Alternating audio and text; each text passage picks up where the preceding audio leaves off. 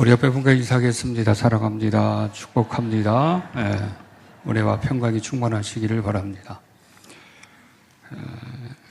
올해가 여러분 1919년 3월 1일 날 만세운동을 외쳤던 3.1운동이 100주년이 됩니다. 100년이 됩니다.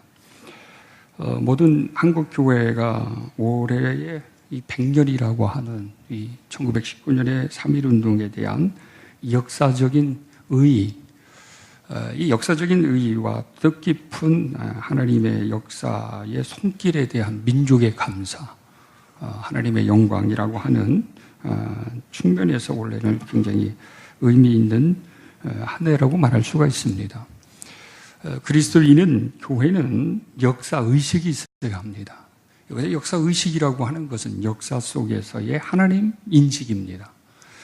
모든 사람들은 교회 공동체 안에서 개인과 나와의 관계 속에서 하나님에 대한 인식, 하나님과의 신앙적 관계 형성에 주안점을 두고 있습니다. 이 신앙이 점점 성숙하고 성장하다 보면 이제 하나님의 말씀도 보고 공부도 하고 깨우침을 받으면 받을수록 이 하나님에 대한 인식이 내 중심적인 그런 어떤 차원에서 이 지역, 때로는 다른 사람, 이 지역의 아픔, 지역 속에 숨겨진 하나님이 들어오기 시작합니다. 이게 확장되어지기 시작합니다. 지역에서 민족으로, 민족에서 세계 열방으로 확장되어집니다. 이 하나님에 대한 인식의 방법은 사람들마다, 그리고 그 사람이 가지고 있는 어떤 의식마다 다 다르지만, 하나님은 세상을 창조하신 분이시고 우주 만물의 통치자이시기 때문에 하나님의 이 인식은, 우리 구약 성서나 신약 성서는 이 역사 속에서 하나님의 인식을, 또 하나님의 역사 이야기로 모든 것들이 이렇게 진행되어져 가고 있음을 우리는 알 것입니다. 1905년 강제 조약으로 우리나라가 외교권이 박탈당해서 완전한 힘을 잃게 되었습니다. 대한제국은 1910년에 일방적인 위력으로 일본의 강제로 편입되어집니다. 그리고 합병됩니다. 어떤 분은 이 한일 합병이라고 하는 말 자체가 합당치 않다, 이렇게 그 용어를 쓰지 않도록 하는 분들이 있습니다. 그래서 경술, 국치, 헌병 경찰들이, 일본 경찰들이 우리 국민들을 총각칼로 제압을 하면서 무단 통치가 시작이 되었다고 합니다. 수신 만권, 그들이 이제 합병을 시키면서 이 나라의 민족을 말살시키고 강제로 한 일본 제국을 만들어가기 위해서 우리나라의 많은 역사를 불태우기 시작을 했습니다. 역사서뿐만 아니라 그런 위대한 위인전, 그리고 언어를 못 쓰게 했습니다. 한국의 문화 자체를 말살하기 시작했습니다. 그리고 언론도 통제를 했습니다. 경제적인 수탈도 심해져서 너무 먹고 살기 힘들고 경제적인 수탈이 심하니까 우리들의 선조들 중에서는 만주로, 시베리아로 이주하는 그런 사람들도 늘어나기 시작을 했습니다. 이제 1차 세계대전이 끝나고 난 다음에 식민지 국가들이 자신들의 미래를 결정할 수 있도록 하자는 하나의 이 결의문을 채택한 것이 있습니다. 민족 자결주의입니다. 이 민족 자결주의를 채택을 하면서, 그리고 이 식민지 속에서 이 식민지 국가들이 나라의 독립과 자주권을 우리 스스로가 결정할 수 있다고 하는 것들을 온 세계 속에 알리는 그런 일들을 시작을 했습니다. 우리나라도 이 결의의 소식을 듣고서 민족 지도자들은 3.1 운동, 만세 운동을 준비를 했습니다. 독립의 의지를 세계에 보여주자, 그리고 알리자. 그러면서 시작된 것이었습니다. 그러면서 이 3.1 운동은 한국 교회 성도들과 많은 사람들이 함께 했습니다.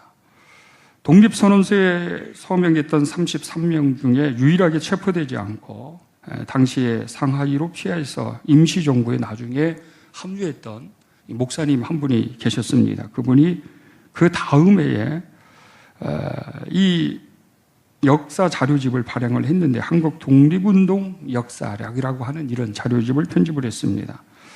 이 책 속에서는 3.1 만세운동은 당시 기독교인들에게 뿌려졌던 하나의 전단지와 이 어떤 지시문 같은 것들이 들어 있었다고 하는데 독립단 통고문이라고 하는 이런 전단지입니다.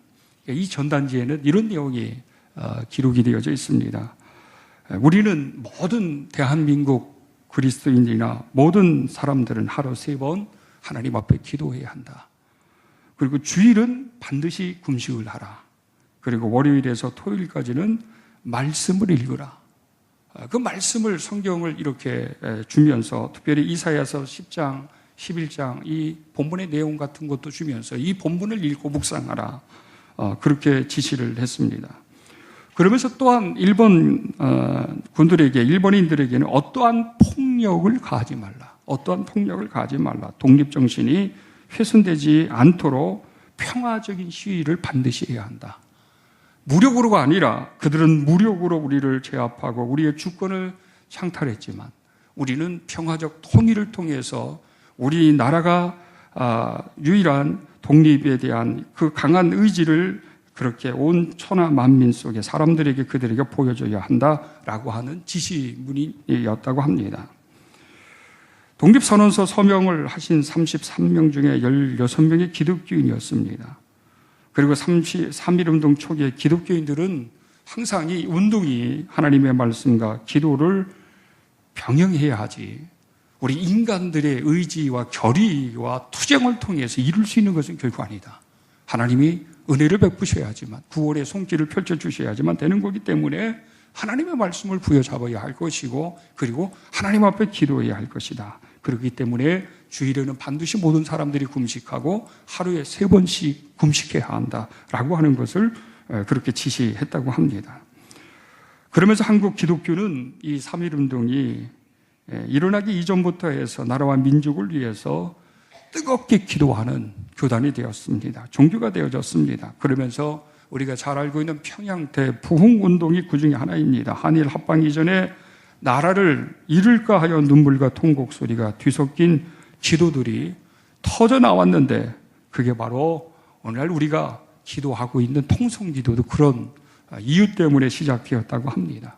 하나님 앞에 마음을 찢으면서 통곡을 하면서 하나님 앞에 기도하는 아우성의 소리들이 바로 통곡 기도입니다. 풍정등화와 같던 나라를 위해서 하나님 앞에 크게 부르짖기 시작을 했습니다. 하나님께서 이 민족을 불쌍히 여겨달라고 이 강점기의 시기가 36년 정도 돼서 천황이 히로시마 원자 폭탄 때문에 항복을 했기 망정이지 만약 항복되지 않았으면 우리는 아직까지 우리나라는 없어졌고 일본 제국이 우리 한반도 조선 땅 그 태평양 그 이후에 여러 아시아 지역을 아마 다 지배했던 그런 어떤 뼈아픈 현실이 일어날 수 있었을 것이었습니다. 평양 부흥운동 이전부터 시작해서 한국 기독교는 계속해서 애국심을 가지고 나라와 민족을 가슴에 품기 시작했습니다. 그리고 기도하기 시작했습니다. 이 민족에 품을 수 있는 것은 이것은 또 하나님이 주신 마음 아니겠습니까? 나라를 사랑하는 마음도 하나님이 주신 마음입니다. 그래서 하나님에 대한 인식을 역사 속에서 이 품는 것으로부터 시작될 수밖에 없습니다. 오늘날 많은 교회와 그리스도인들이 우리 가슴에 공동체 속에 품어야 될 것이 있고 품지 말아야 될 것이 있습니다. 품고 마음에 들어오면 견딜 수가 없습니다. 왜 그러냐면 그 품은 것이 그 마음의 중심이 되는 순간부터 또 다른 사명이 되기도 하고 또 안타까운 기도 제목이 될 수 있기 때문에 그렇습니다. 내가 만약에 교회를 품으면 교회에 대한 관심을 갖습니다.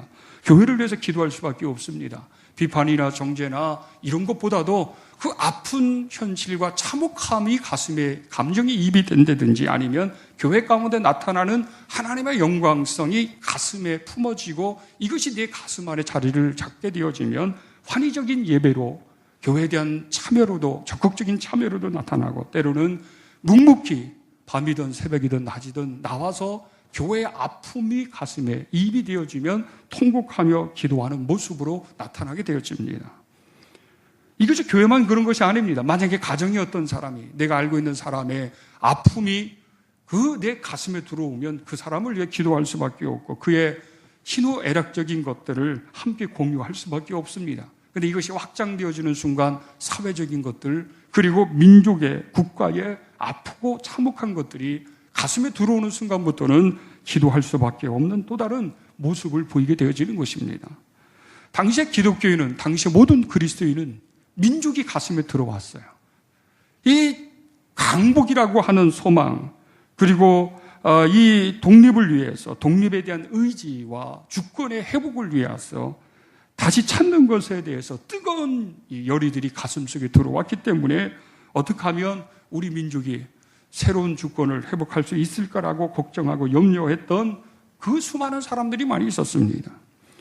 여러분, 도산 안창호 선생님이 17세 되던 해에 1894년에 우리 땅에서 청일전쟁이 일어나는 것을 보면서 곳곳에서 격전이 펼쳐지고 그로 인해서 우리 국민들의 삶은 처참해지면서 그것을 목격하면서 나라를 바로 세우기 위해서 어떻게 해야 할 것인가라고 하는 이런 고민에 빠졌습니다. 어쩌다가 우리 민족이 이렇게 국력이 약해지고 이렇게 힘없는 민족이 되어져서 다른 나라 전쟁 때문에 우리가 이렇게 마음을 졸여야 하고 삶이 고단해야 하고 우리 민족이 이렇게 주권이 빼앗김을 당해야 하는가라고 하는 이 고민과 질문 가운데 속에서 이 안창호 선생님이 찾은 것은 우리가 배우지 못했기 때문이다. 배우지 못하고 배우지 못한 것이 결국은 국가 이 힘으로도 나타나지 않았기 때문이기 때문에 나라를 바로 세우기 위해서 배움에 대한 결심을 그렇게 각오했습니다. 그래서 선생님은 이 서울 예수교 학당, 당시에 이 예수교 학당은 지금의 경신학교였습니다. 입학을 합니다. 그곳에서 일반 과목을 공부하고 성경도 배웁니다. 그리고 세례를 받고 기독교인이 됩니다. 그러면서 이 기독교인으로서의 역사의식과 하나님의 인식을 기반으로 해서 애국심을 품고서 기독신앙인으로서의 나라와 민족을 위해서 많은 일들을 하기 시작을 했습니다. 백범 김구 선생도 그런 분 중에 한 분이었습니다. 애국심으로 세례를 받았습니다. 열심히 하나님의 말씀을 배웠습니다. 청년부 활동도 했고 전도 활동을 활발하게 했습니다. 그러면서 이 평양 대부흥 운동이 일어난 시기에서는 나라와 민족을 위해서 뜨겁게 기도하는 일에 동참을 했습니다. 이처럼 기독교 학교나 교회 학교 등을 통해서 한국교회는 초기부터 민족 지도자들, 독립운동가들을 많이 배출했습니다. 3.1운동 당시 독립선언서와 태국기 등을 인쇄하고 배포했던 수많은 학생들 같은 경우도 기독 학생들이었습니다. 그리고 기독 청년들이 만약에 없었다고 한다면 우리가 알고 있는 이 3.1운동은 없었을 것입니다. 여기에 당시에 김마리아, 황예수도, 유관수 같은 수많은 기독 여학생들 그리고 기독 여성 청년들이 활발하게 희생과 헌신을 했던 것을 기반으로 해서 이 민족의 강복이 앞당겨졌었고 그리고 이 아우성의 만세운동과 함께 탄원의 소리의 외침이 하나님에게 들려줌으로 인해서 하나님께서는 또 다른 역사 가운데 속에서 이스라엘 역사처럼 또 다른 구원의 은혜를 베풀어 주신 것이었습니다. 여러분, 오늘 본문은 이스라엘의 역사 이야기입니다. 통일된 한 나라가 두 나라로 나누어져서 북쪽과 남쪽의 나라로 나누어지면서 번성을 이룬 시기였습니다. 북쪽 같은 경우에는 하나님의 축복 가운데 번성을 했지만 우상도 섬기고 그리고 타락과 공의의 시련을 보이지 않는 이들을 향해서 하나님은 경고도 하고 심판에 대한 예고도 했지만 귀담아 듣지 않았습니다. 그래서 하나님께서는 당시의 제국이었던 아수르라고 하는 이 제국을 도구로 사용하셔서 하나님의 심판을 통해 그들이 깨닫기를 원하셨고 그것이 이루어진 그 이후에는 그 아수르의 교만을 낱낱이 하나님께서는 또 징계하시겠다고 하는 내용을 오늘 본문에 보여주고 있습니다. 도구에서 때로는 그 교만이 창조자이신 하나님에 대한 두려움도 갖지 아니할 정도로서의 타락된 모습을 간과하지 아니하셨던 하나님께서 경고를 하셨습니다. 그리고 피폐해지고 포로로 잡혀갔던 그 많은 사람들에게 새로운 희망의 약속을 하나님께서는 허락을 이렇게 해주신 약속이 오늘 본문의 후반절에 또 나와 있습니다.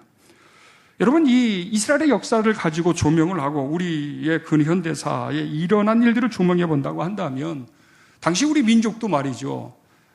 영적인 부흥의 운동도 일어났지만 반면에 또 타락한 모습들이 있었고 이것으로 인해서 여러 많은 숱한 일들이 나타났습니다. 저는 이렇게 해석을 하면 어떻게 될지도 모르겠지만 그 당시에 일본을 만약에 하나님께서 도구로 사용하셨다 그러면 그 하나님의 도구였던 일본이 또 교만해서 하나님의 심판을 받게 되어졌고 그리고 그 처참한 역사 속에서 그래도 이 만주, 중국 이런 곳에 가서 이 광복을 위하고 이 독립을 위해서 희생하고 헌신했던 그들의 정신과 그들의 희생을 기반으로 해서 대한민국이 임시정부가 다시 수립되어지는 새 역사가 새 민족의 시작이 되어졌던 것을 바라본다고 한다면 똑같은 이스라엘의 오늘 이 본문의 이스라엘의 역사와 우리의 역사가 아주 유사합니다. 아주 똑같습니다. 그 똑같은 역사 가운데 속에서 하나님은 뭘 말씀하시고자 하시는가? 하나님 앞에 이 민족의 지도자들이나 이 민족 안에 하나님의 백성들이 어떠한 일들이 일어나게 되어질 때, 민족의 아픔과 고난의 환난의 일들이 일어나게 되어질 때 어떻게 해야 하는가라고 하는 것을 이 예언서에서는 고스란히 우리에게 예언자를 통해서 말씀하십니다. 딱 두 가지입니다. 하나님 외에 어떤 소망이 없다라고 하는 것입니다. 그리고 회개하고 돌아와야 한다. 하나님에게 마음을 둬야지, 하나님을 품어야지 세상에 어떤 강대국이나 어떤 세상의 권력자나 세상적인 방법을 통해서 민족의 이 문제를 해결할 수도 없을 것이며 그리고 우리 인생의 문제도 해결할 수 없다라고 하는 것입니다.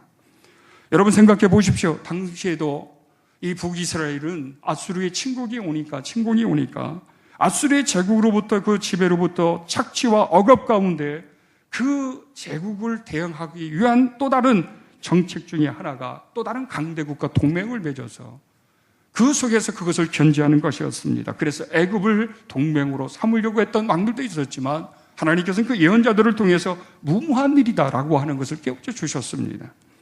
오직 역사의 주인이신 하나님만이 민족의 소망과 등불이 되시고 민족의 구원자가 되시기 때문에 모든 민족의 지도자들이나 백성들은 하나님께로 돌아와야 한다. 하나님을 역사의 주관자로 알고 하나님을 잘 섬겨나갈 수 있는 그런 어떤 모습을 당당하게 보일 수 있어야 된다고 하는 것을 교훈하고 있습니다.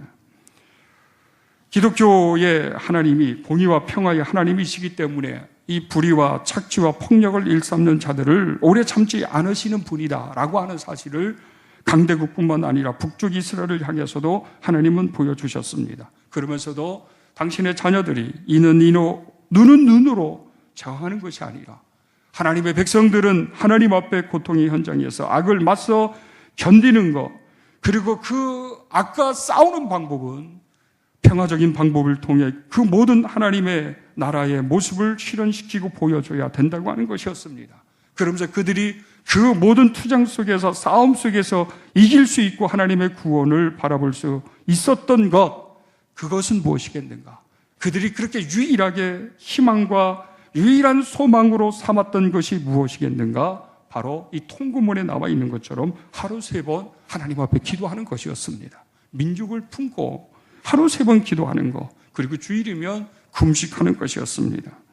월요일부터 토요일까지 하나님의 말씀을 반복해서 읽으면서 말씀을 묵상하면서 독립의 동시에 만세를 외쳤습니다.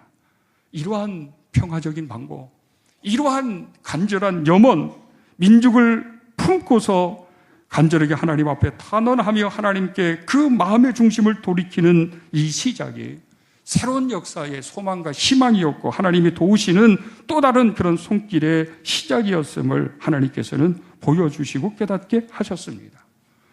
그렇기 때문에 여러분, 우리는 우리 가슴에 무엇을 품어야 될지를 늘 생각해야 합니다. 여러분은 지금 무엇을 품고 있습니까? 여러분의 가슴에 자리 잡고 있는 것이 무엇입니까? 우리가 우리 개인의 문제나 가정의 문제나 교회의 문제나 지역의 문제나 민족의 문제가 되든지 간에 여러분 우리 가슴에 하나님께서는 역사 속에서 말씀하시는 것을 깨닫고 그리고 그것을 품고서 날마다 하나님의 놀라운 은혜의 역사를 이루어갈 수 있는 그러한 백성들이 되기를 간절히 원하고 계십니다. 두려움 속에서도 절망 속에서도 생명의 위협을 받는 상황 가운데 속에서도 그들이 이 하나님의 말씀을 부여잡고 찬송을 부리면서 그 찬송을 암송하면서 그 고통과 고난의 길을, 그 처참한 환경을 이길 수 있었던 것, 극복할 수 있었던 신앙의 고백이 하나 있습니다. 그것은 바로 하나님이 만왕의 왕이시다, 만유의 주가 되신다라고 하는 이 고백과 이 믿음 때문이었다고 합니다. 하나님이 만왕의 왕이시고 창조의 주가 되시고 만유의 주가 되시기 때문에 우리 이 아픈 역사를 만유의 주가 되시고 창조주가 되신 하나님께서 우리의 간절한 탄원을 외면하지 아니하시고 구원으로서 우리 민족을 살리실 것이다, 우리 민족에게 새로운 독립에 대한 성취를 이루어 주실 것이다 라고 하는 이 신앙의 고백 때문에 그 아픈 고난의 현실을 능히 이길 수 있었다고 하는 것입니다. 여러분, 우리가 인생을 살아가면서 어떤 환난을 만나고 풍파를 만나고 가정의 위기이던 개인의 인생의 그런 풍파와 환난 속에서든지 간에 우리의 신앙의 고백, 우리의 이 신앙이 우리의 환난을, 우리 민족의 위기를 넘어서게 할 수가 있습니다. 하나님이 다스리시고 통치하시고 이 세상의 주인 되심에 대한 이 신앙적 고백이 분명히 우리 가운데 있을 때 그 모든 것들이 가능하게 되어집니다. 만국의 위기 속에서도 이 유다와 북쪽의 왕족들과 귀족들은 이 부유한 자들의 전횡은 더 심해졌습니다. 자신들의 영화만을 추구하기 시작을 했습니다. 고아와 가부의 꽃마저도 약탈을 했고 급기야 돈을 받고 재판하면서 가난한 자들을 또 비참하게 만들어 버리는 이런 죄를 범했습니다. 백성들의 삶은 돌이킬 수 없을 정도로 망가졌고 피폐해졌습니다. 그리고 더 이상 이 조국 땅에서 희망을 품을 수 없을 지경에 놓이게 되어졌습니다.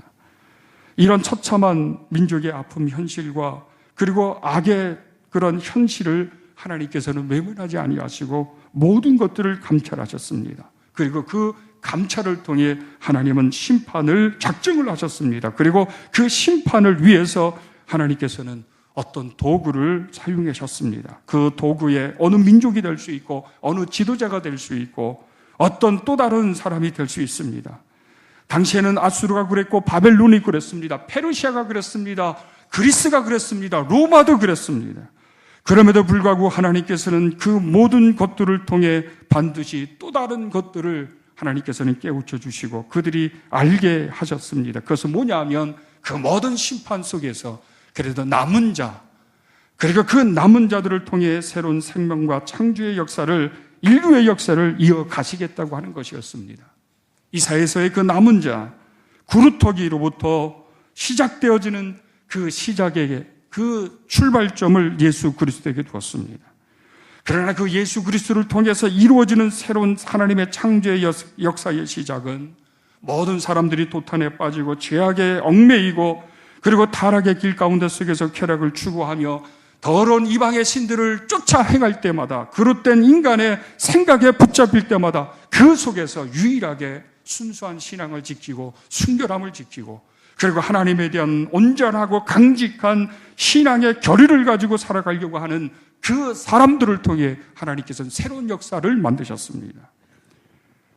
여러분, 아수르와 바벨론의 남쪽과 북쪽을 멸망을 시키고 많은 사람들이 죽임을 당했습니다.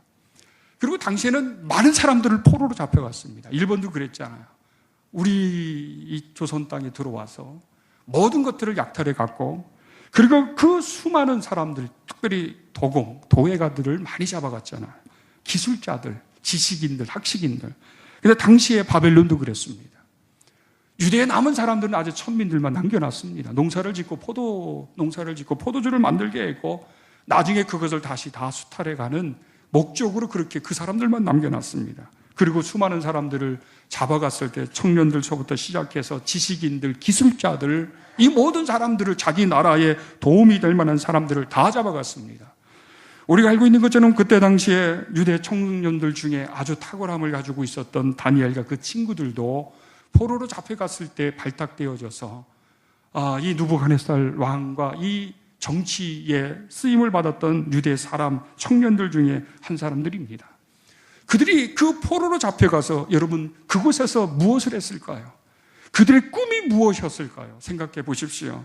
우리가 다시금 고국으로 돌아가서 다시금 우리 민족의 주권이 회복되어져서 잘 먹고 잘 살고 번영을 이루는 인생의 소망을 품고 살았을까요? 그들이 가서 했었던 것은 왜 우리 민족이 이렇게 됐을까라고 하는 철저한 역사의식 가운데 속에서 하나님 앞에 바로 서야 한다. 하나님께로 돌아가고 하나님 앞에 온전히 서지 못한 것 때문에 이 민족이 이렇게 됐다고 하는 것을 알고 난 다음부터 그들은 조국을 향해서 하루 3번씩 기도했습니다. 민족을 위해 기도했습니다. 그리고 자신들의 신앙을 위해 기도했습니다.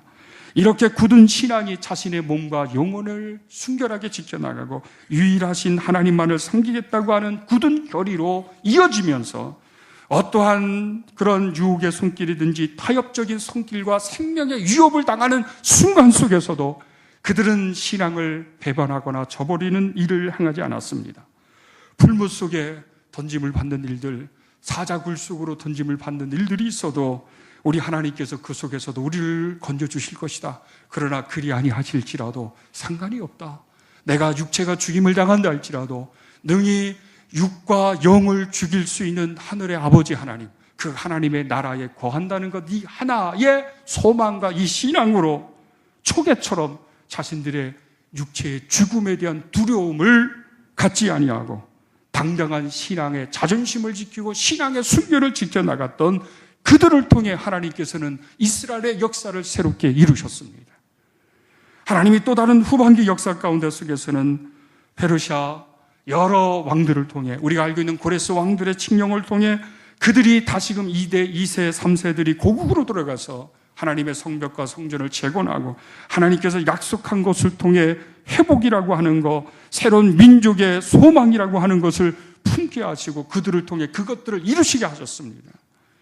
하나님이 지금 오늘날 이 시대 이 민족 가운데 속에서 세상에 소망을 두고 새로운 창조의 역사를 이루어갈 수 있는 그 민족, 그 어떤 사람, 그 종교가 있다고 한다면 여러분 어떤 종교겠습니까?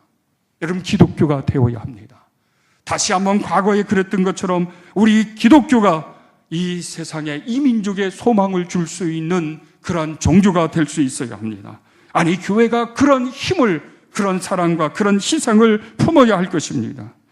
날마다 초기 그리스도인들이 민족을 가슴에 품고 씨름하며 고통하면서 기도하고 마음을 졸였던 것처럼 다시 이 민족에 우리가 가슴에 품고 기도하고 마음을 졸이면서 새로운 희망의 역사를 만들어갈 수 있는 그러한 계기를, 그러한 도구를 우리 한국교회가 되어야 할 것이며 우리 무국교회가 되어야 할 것이며 우리 그리스도인들이 되어야 할 것입니다. 배워야 한다. 하나님의 축복과 하나님의 도우심과 하나님의 역사만이 이 민족의 주권을 회복할 수 있고 강복이 될 수 있다고 하는 이 신앙의 확증처럼 앞으로 우리 민족이 나가야 될 방향, 남북의 통일의 문제라 동북아 질서 가운데 속에서 우리 한국이 나가야 될 방향, 그리고 새롭게 이 민족을 통해 하나님께서 이루고자 하시는 그 뜻이 무엇인지를 우리가 깨달아 알아서 우리는 많은 인재를 양성하고 일꾼들을 세우고 다음 세대를 세워가는 그 일에 우리는 힘써야 할 것입니다. 그들을 통해 하나님께서는 또 일하시기를 원하십니다. 그들을 준비하는 세대와 또 준비된 그 다음 세대들이 일어나서 이 민족과 이 하나님의 위대한 뜻 앞에 등불과 귀하게 쓰임받을 수 있는 그런 놀라운 역사가 있어야 할 것입니다. 3.1운동 100년을 우리가 기념하면서 여러분 우리 무국교회가 71년이 되었습니다. 우리가 그 연수에 맞게끔 이제는 우리 교회만을 위해서 무엇인가를 품고 기도하기보다는 지역을 품어야 할 것입니다. 민족을 품어야 할 것입니다. 세상을 품어야 할 것입니다. 그래서 그 품은 것이 우리 가슴에 중심에 자리 잡아서 하루에 3번씩 주일이면 내가 무엇인가 품은 것을 놓고 금식할 수 있는 믿음의 분량, 그리고 날마다 주중에는 하나님의 말씀을 부여잡으면서 그 품은 것이 주의 뜻대로 이루어지기 위해서 날마다 간절한 염원과 탄원과 그런 감사의 찬양을 아버지께 올리며 생활할 수 있는 그런 우리 주의 성도들이 될 수 있어야 할 것입니다. 이런 은혜가 여러분과 또 시대적 사명에 대한 인식이 우리 교회 가운데 있어서 새 시대를 열어갈 수 있는 그런 우리 재단 되기를 간절히 축원합니다.